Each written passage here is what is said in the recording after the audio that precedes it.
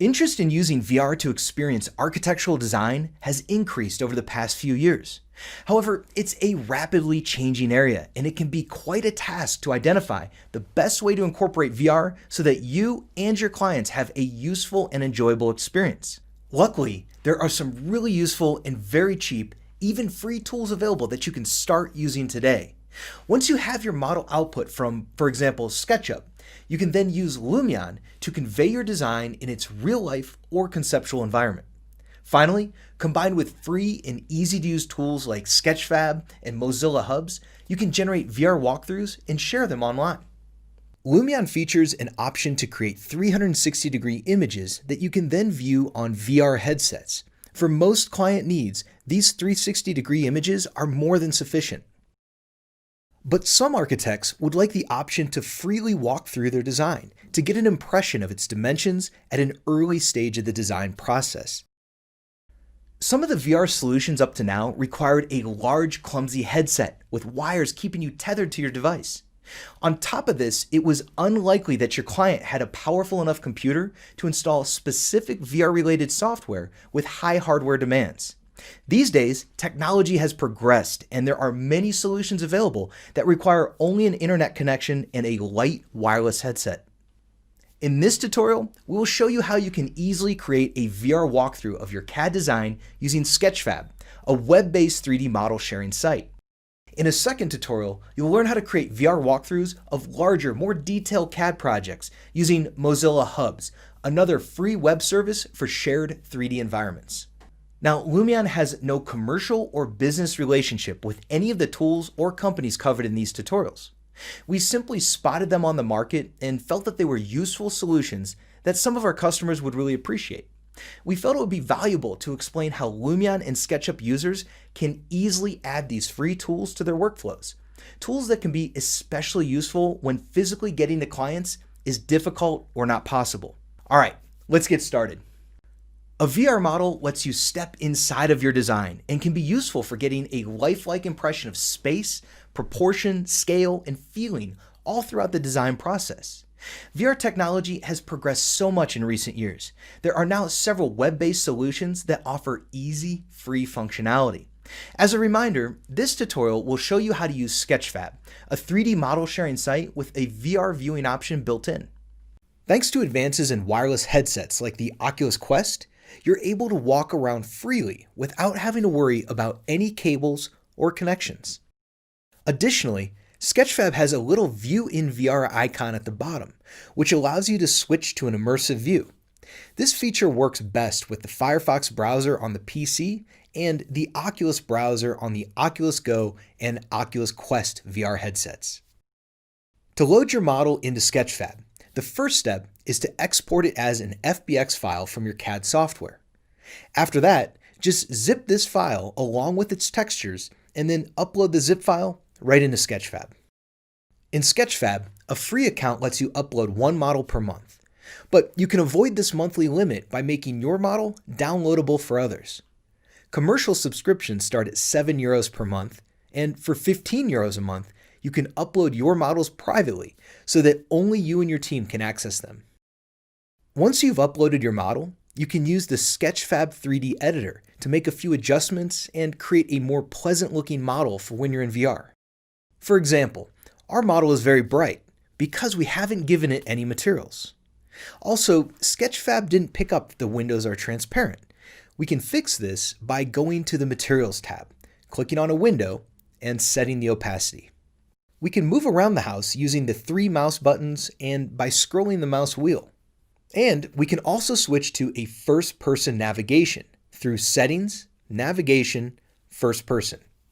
Now, we can use the WASD keys to move around. Use the scroll wheel to move a little slower. Next, let's adjust the sunlight so that it lands nicely on the house. To do this, go to the Light tab. The Environment Light option is on by default with an indoor setting. We can change this to a more suitable outdoor scene, such as Kirby Cove. Use the Orientation, Brightness, and Shadow sliders to get the best result. In the Post-Processing Filters tab, we can add Ambient Occlusion. This gives a nicer shadowing effect. It's important to know that post-processing filters are not shown in the VR headset, as you'll see in just a minute. We can save our position and viewing angle by going to Annotations and then double-click anywhere. Switching to the AR/VR tab, we can scale the model and set the initial starting point where everyone will be located when we enter the scene in VR. Move the person inside of the house and scale him to 39. This strange number probably comes from a difference in units between the SketchUp model, its FBX export, and Sketchfab. Now, save the settings and publish. Click Exit to have a look at the model in your browser. All right, now it's time to put on our Oculus Go or Oculus Quest headset. Start the browser, go to Sketchfab,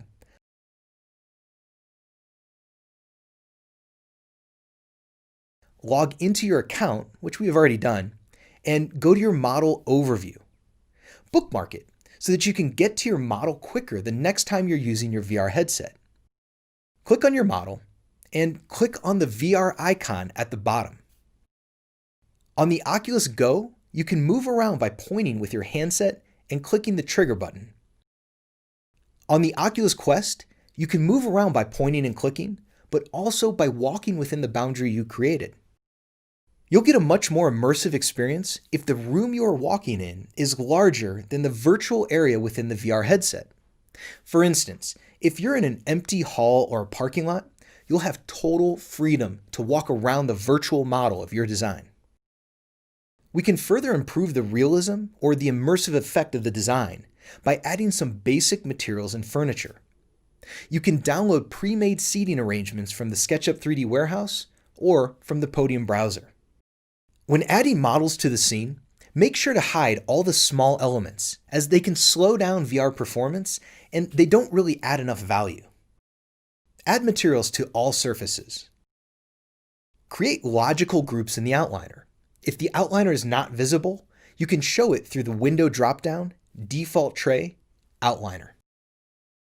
Add a billboard with the photo of a person with a similar height as you. This helps setting the correct eye level in VR, which is very important when you want to get an accurate impression of the dimensions. Export the model again. Zip the model and the textures together and upload to Sketchfab. When the upload is complete, perform the same adjustments in the 3D editor of Sketchfab. You can also show the background image by going to Background and unticking Ambient Environment. Set the blur to 0. Alright, the lighting and shadowing are still a bit strange.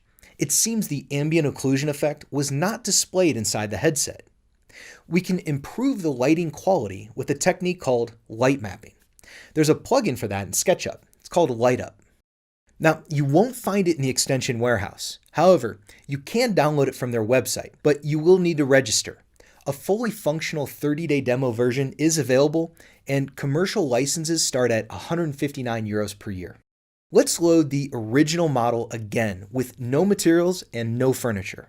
Install the LightUp plugin using the extension manager. Here, you should see 4 new icons.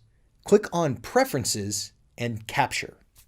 Let's keep all the settings at their default values. First, we can hide the glass layer to look into the house more easily. Click on Go. After a few seconds, our model gets some lighting and shadow effects. Navigation is slightly different with this plugin. If you look to the top left of the screen, you can see the instructions for moving the camera in LightUp and exploring your model.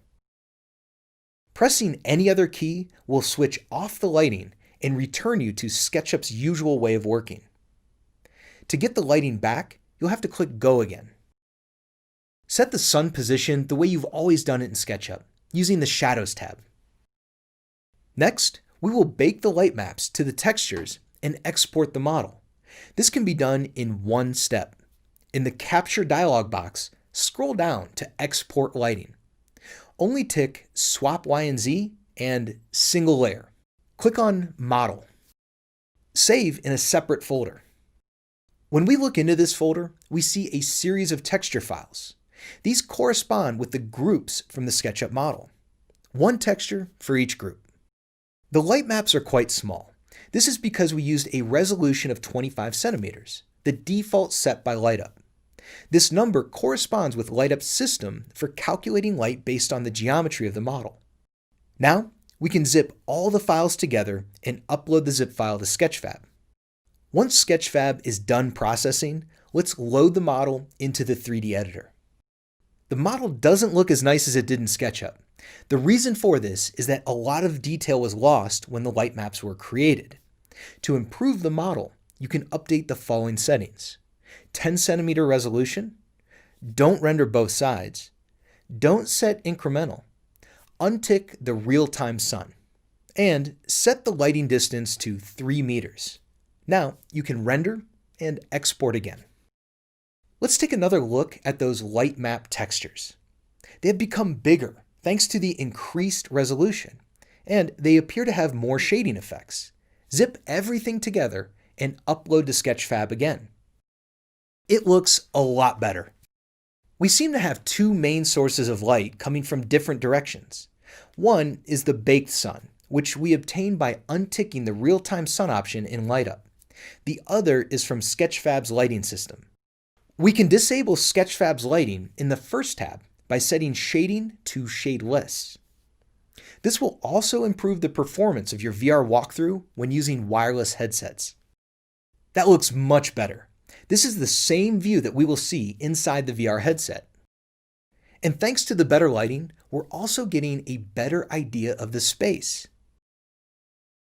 Next, let's process the version of the house with the materials and furniture added. This time, we'll set the resolution to 1 centimeter to capture the finer details on some of the furniture. Tick Ignore Cache, but make sure to delete the cache just to be sure. Render again. Notice how much longer it's taking this time as a result of the furniture and the increased resolution. If the rendering takes less than a few minutes and a dialog box doesn't appear stating something like begin lighting using 10 million samples, or whenever you get a black or otherwise strangely lit model, something went wrong in LightUp. Deleting the LightUp cache usually works. If it doesn't, exit SketchUp when LightUp is active. Have a look at the light maps. Quite a few are at 2K by 2K resolution this time, the maximum size that LightUp creates. Zip everything and upload to Sketchfab again. Let's walk through the model. It's starting to look pretty realistic. Yet everything still seems a little dark. We can use Photoshop to make the light maps brighter. Here you can see a version of the model where all the light maps had their brightness set to 90 in Photoshop.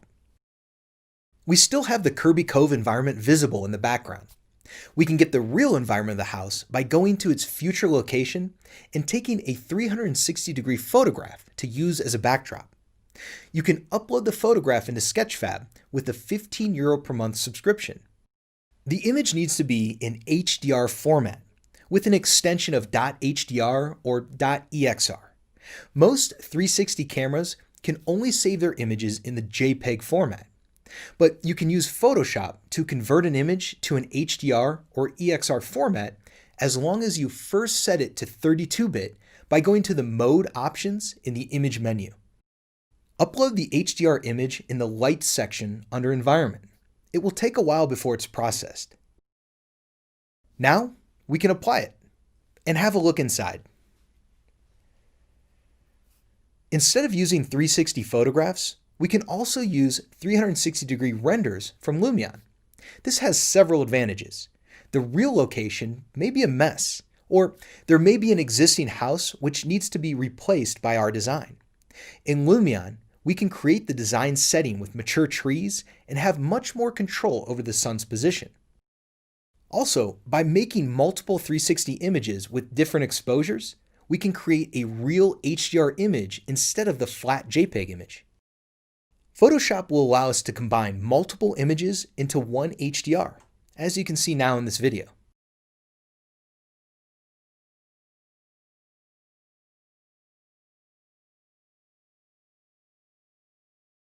The last thing we need to do is set the transparency of the billboard man by going to Materials, Opacity, Mask. Use the same texture for the opacity and play with the slider until you get a result you like. Now we can walk through our model again. Sketchfab VR is great for getting an immersive feel of a design's dimensions. But when it comes to communicating a design to its fullest extent, Lumion makes it easy to prepare a series of photorealistic videos and pictures that highlight the finer details of your project, all while helping audiences feel and experience the spaces you've designed. After following the steps we showed in this tutorial, this is the visual quality we were able to achieve. This concludes the first tutorial about free VR walkthrough solutions for architects.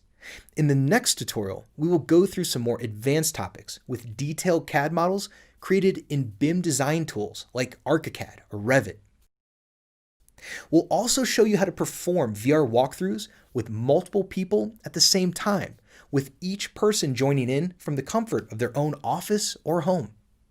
Thanks for watching, and if you'd like to get a notification for when the next tutorial comes out, make sure to subscribe and click the little bell icon next to it. I'll see you in the next tutorial.